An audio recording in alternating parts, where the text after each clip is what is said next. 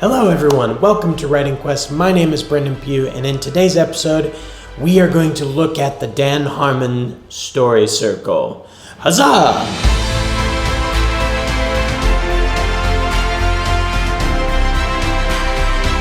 Alright, if you've been to the channel before, you know that we are writing a book, and if you're new, that's what we're doing. That's the whole point of this. So, as we go on our writing quest to write our epic fantasy series, we're just exploring new things, new opportunities, new stuff. And so, today we're going to talk about Dan Harmon Story Circle. If you don't know who Dan Harmon is, he's the guy who created Community, and he's also the main guy behind Rick and Morty, if you've ever watched that show. And I've come across this before, but as I've built out the world and I've started, I have 12 main stories now, main novels within the series I'm writing. So I've taken a step back from writing and I've decided I need to really do some serious outlining and really kind of flesh out the themes in the story over multiple books so that I can start keeping things in line. I'm going to do a video later on how I'm doing all of that, but the first way I'm going to do that, which is what we're going to talk about here, is we're going to start with the Dan Harmon Story Circle. Now, before we get into what it is, let's talk about why I'm using that. I'm primarily going to use two main outlining methods. I'm going to use the Dan Harmon Story Circle, and then I'm going to use J.K. Rowling's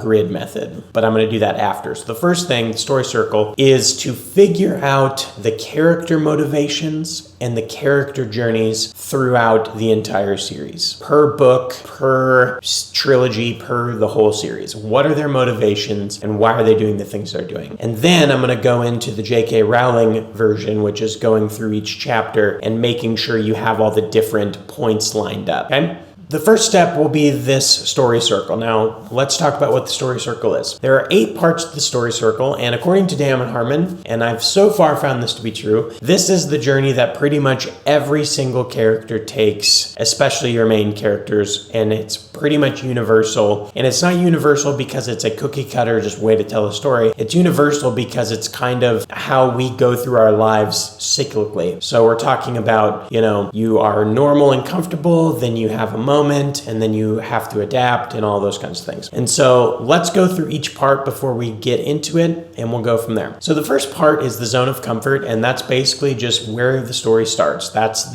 everything is normal, the world is fine, characters have no issues, it's just totally good. The second part is the character wants something. So they have a normal life, everything is good, but they want something that they want to do or achieve or an item to get. There's some want. Then comes the unfamiliar situation, or what I would say probably is the inciting incident. This is the thing that they want, but then this is the thing that gets in the way of what they want, or the thing that happens that doesn't let them continue on in achieving what they want, or the inciting incident, basically. Then you move into the adjust to the new situation. So you had the old situation, which was comfortable. Now you have the new situation, and they have to adjust to that. So they have to learn things, they have to, go to a new place, they have to do something to adjust and adapt to the next part of this whole thing. Then you have the part where they get what they wanted. So they achieve the goal, they get what they want. They, if it's a knight, they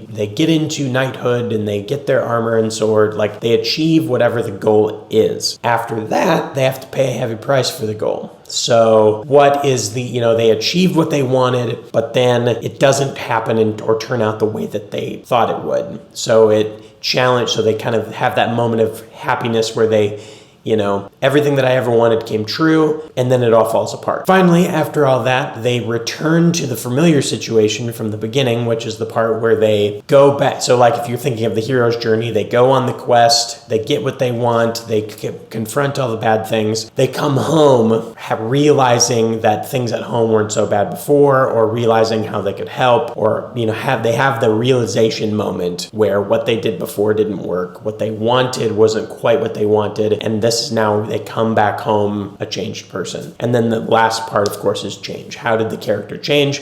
Which, of course, is the whole purpose of writing stories is character change. So, and as you can see, if you apply that to your life, that happens a lot. You know, you hit these different seasons of life, you're familiar in a comfortable situation, something happens, you adapt and evolve, and then you change. You know, that's why it works, and that's why it, So basically what I'm doing is I'm going through with each of my characters, and I am going, well, my main characters anyways, and I'm going to do this process. I'm going to write these 8 parts, just little snippets of what we're doing.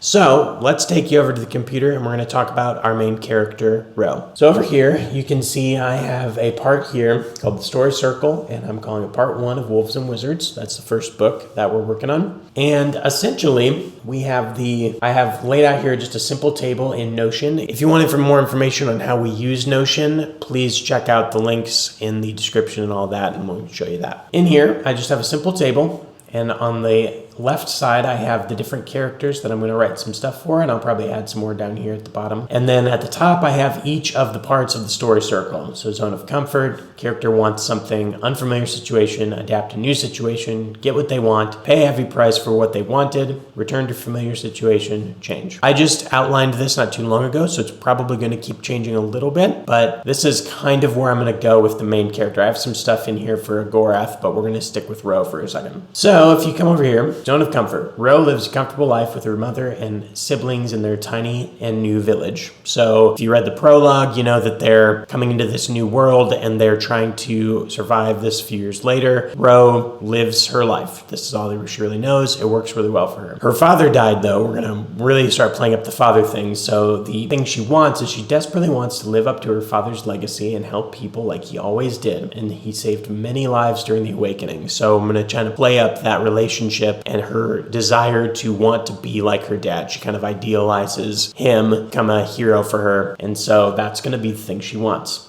The unfamiliar situation, when the village is constantly bombarded with wolf attacks, Ro finds herself unable to fight back and one of her friends is killed in battle. She realizes is far from living up to her father's ideal. So she wants to be like her father, she wants to help people, but they get into a dangerous situation, someone dies, she realizes, I don't have the skills or abilities to do this. So we adapt to the new situation. Ro begins training under Gaian, learning to fight as the village continues to fortify themselves. So she goes into training mode, she starts learning, starts growing. The village is going to keep being attacked. They're going to keep having to defend themselves. She's going to grow. Finally gets what she wants. Ro follows Gaian and Agorath as they take the fight to the wolves. Ro becomes a very capable fighter and saves Gaian's life, proving her worth. She finally is the hero her father always was. So she finally achieves the goal of she's saving lives, she's doing all the things she wants to do. Then she discovers that she slaughtered the parents of wolf pups, destroying the wolf family. She realizes they're a civilization. She does all this stuff, realizing they're trying to live their lives just like them. Ro brings an end to the fighting and leads her people home. So she gets what she always wants, but then she realizes what she's become. She realizes